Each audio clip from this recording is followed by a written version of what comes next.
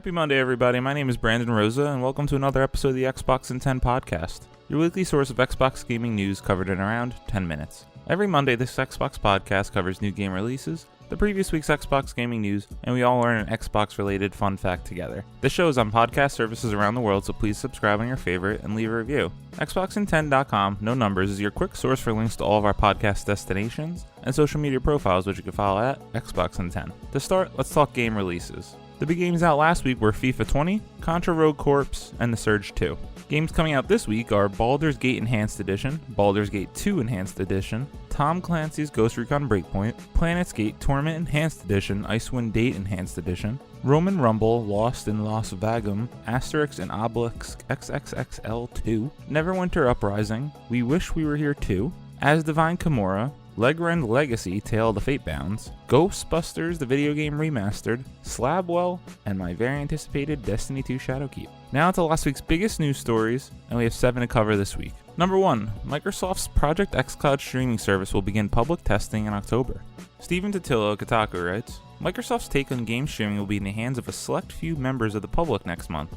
Project xCloud, not its final name, will let people play Xbox One games via the cloud without the need for a console. Microsoft announced that the service will begin a public trial in October, though it won't be full-fledged rollout. The trial will initially be available in the US, UK, and Korea, letting people play Halo 5, Gears 5, Sea of Thieves, and Killer Instinct through an Android phone or tablet with an Xbox One wireless controller connected via Bluetooth. The service is meant to work over a Wi-Fi rated connection, but the proof of the whole experience will be how well it works as people play it on the go or wherever they hope to have a decent enough connection. Microsoft has said it plans to support more devices, more games, and more regions, but it is starting with narrower options to test the service. It'll be free while in the public trial, with the service's business model to be announced in the future. Project xCloud is also supposed to enable people to stream games from their Xbox One consoles, but Microsoft has not said when that option, similar to PS4 Remote Play, will be available. I was really anticipating this fall being able to try Project xCloud for myself, but unfortunately I am an iPhone user. It is really disappointing that they're only rolling this out to Android, but I hope that everyone that gets a chance to try it really enjoys it and that this will be successful for everyone. Number 2, new games with gold for October 2019. Dean Shimabukuro at XboxWire.com writes, in October on Xbox One, stomp your enemies and save the city in Tembo the Badass Elephant, and then get in the spirit of Halloween by playing Friday the 13th the game. On Xbox 360 and Xbox One via backward compatibility, play the game based on an animated movie with Disney Bolt, then sharpen your blade and take on your enemies in Ninja Gaiden 3 Razor's Edge. Tempo the Badass Elephant will be available from October 1st to the 31st, Friday the 13th from October 16th to November 15th, Disney Bolt from October 1st to the 15th, and Ninja Gaiden 3 Razor's Edge from October 16th to the 31st. Friendly reminder for all these games with gold, even if you have no intention of playing the game, go in there to redeem them, as they will be with your account forever. Number 3, Microsoft announces Xbox consoles will be carbon neutral. Joseph Knoop at IGN writes, Microsoft has announced it is joining a new United Nations initiative dubbed Playing for the Planet Alliance, and plans to make 825,000 new Xbox consoles carbon neutral. Other partners in the initiative include 13 other companies, including Sony Interactive Entertainment, Twitch, Google Stadia, Rovio, Ubisoft, and others. Quote, some of the biggest names in the video game industry with a combined audience of 970 million players have today formally committed to harness the power of their platforms to take action in response to the climate crisis, the UN stated. Combined, these commitments from 21 companies will result in 30 million ton reduction of CO2 emissions by 2030. We'll see millions of trees planted, new green nudges in game design, and improvements to energy management, packaging, and device recycling. Microsoft's new Xbox units will be the first carbon-neutral consoles ever, according to a statement from the company. I wanted to share this as this is clearly going to be talking about Project Scarlet, and it's really good to see that Microsoft is tackling climate change from a gamer's perspective with all their consoles. Number 4, all the news from the ID at Xbox Game Pass Fall 2019 Showcase. Vincent Wang at XboxWire.com writes, our ID at Xbox Game Pass Fall 2019 Showcase has concluded. If you didn't have a chance to watch it, you can find the video above. For those who are interested into the TLDR, we have you covered with a below recap. Today we announced more ID at Xbox games coming to Xbox Game Pass and shared some footage and gameplay of these great games from independent developers. We also sat down with some excited publishers that shared more about their games, which will be day 1 premieres. There was 13 games announced for Xbox Game Pass across console and PC. Xbox Game Pass for console and Xbox Game Pass for PC games include Munchkin, Lonely Mountains Downhill, Demon's Tilt, Genesis Noir, Minute, The Talos Principle, and Vambra's Cold Soul. Xbox Game Pass for console included Yooka-Laylee and The Escapist 2. Xbox Game Pass for PC included Cities Skyline Windows 10 Edition, Dead by Daylight, The Red Strings Club, and State of Mind. There's also interviews with independent developers for Lonely Mountains Downhill, Demon's Tilt, and Genesis Noir. The video was only 11 minutes long and highlighted all the aforementioned games. I do recommend any fan of this show or Xbox and Game Pass, go watch the video, see what appeals to you, and then get ready to download them when they come out. Number 5. Minecraft's Nether update adds new biomes, piglin beasts, and mobs, and visual effects to the Nether. Adam Bankhurst at IGN writes, Minecraft's next major update is called the Nether update and will add new biomes, mobs, structures, blocks, and visual effects to the Nether to enhance its unique and scary atmosphere. Revealed during Minecon Live, the Nether update will add the new target block that acts as a projectile hit detector, and the Soul Sand Valley and Netherwort Forest biomes. Also introduced were the piglin beasts and piglin mobs that brand a new civilization to the Minecraft universe. The name piglin may be a temporary one, however, as fans can now vote on a new name. In addition to the Nether update, it was also revealed that bees hives, and the honey block will arrive in both Bedrock and Java versions of Minecraft before the holidays. The team also went further into detail on the character creator that will allow players to customize the characters with both free and paid content. And a first for Bedrock, capes will also be available, with the free Founders Cape becoming available when it launches later in 2019. Character creator will be available in both the vanilla Minecraft as well as Minecraft Earth, and characters will be able to be synced between both games. More continued support for one of the most played games of all time and one of the biggest games of the last 10 years. Number 6. Call of Duty's year-long PS4 exclusive mode angers players, devs respond. Owen S. Good at Polygon writes, 1 week ago, Activision and Infinity Ward said most post-release content for Call of Duty Modern Warfare would launch simultaneously, but that PlayStation 4 players would get a quote, exciting day one advantage.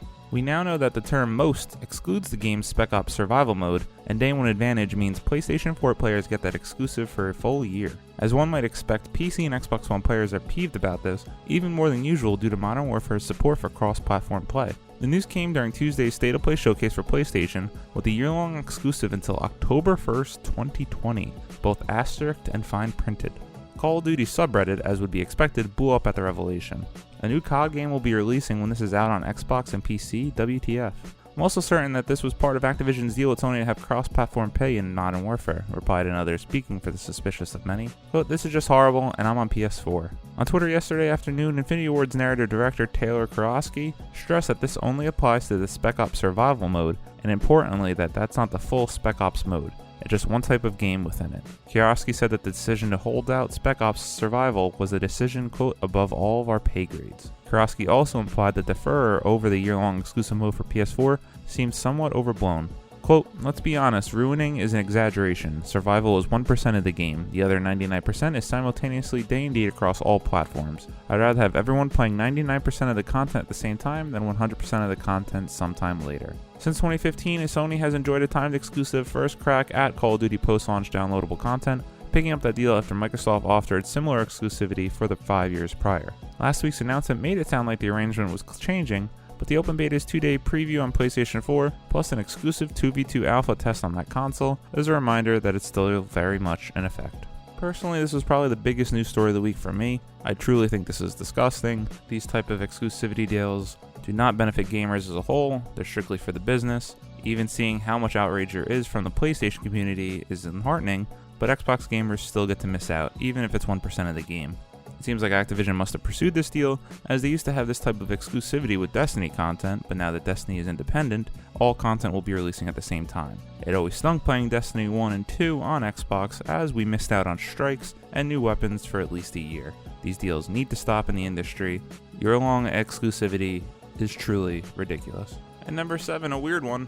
20,000 Fallout 76 power armor helmets recalled for mold exposure. Alicia Judge at IGN writes, concerns have been raised that a wearable Fallout 76 helmet is a breeding ground for mold bacteria, resulting in the recall of over 20,000 units. A statement from Bethesda reads, quote, the helmets that are being recalled are not from Fallout 76 Power Armor Edition, but are instead a different line of helmets sold exclusively by GameStop. The Fallout 76 Power Armor Edition helmets are unaffected. Consumers should visit the product recall page for instructions if they have purchased a GameStop helmet. 32 units out of the 20,000 units manufactured were sold to customers. When I read the headline for this story, I just couldn't believe that there could be more negative press for Fallout 76, but it turns out it still has not ended. Those poor developers. As always, we end our show with a fun fact about Xbox, and this week as I beat Gears 5, I'm going to do another Gears of War fact. Luke Luby on thegamer.com writes, hammering the stalemate. As many people who've played Gears of War Judgment can testify, the Hammer of Dawn wasn't invented by the COG, Quite the opposite, in fact. The hammer was originally invented by the UIR during the Pendulum Wars as a way to turn the tides of war, before they could put the hammer into development. However, Baird and his team were able to steal the plans and tweak them in order to break the stalemate. Much like the Scorched Earth defensive they have utilized against the Locust, the cog turned the hammer toward UIR cities and military bases, crippling the UIR's power and forcing their eventual surrender not too long before E-Day. For all you playing Gears 5 out there, I hope this adds a little more background to some of the things that you'll be experiencing in the game.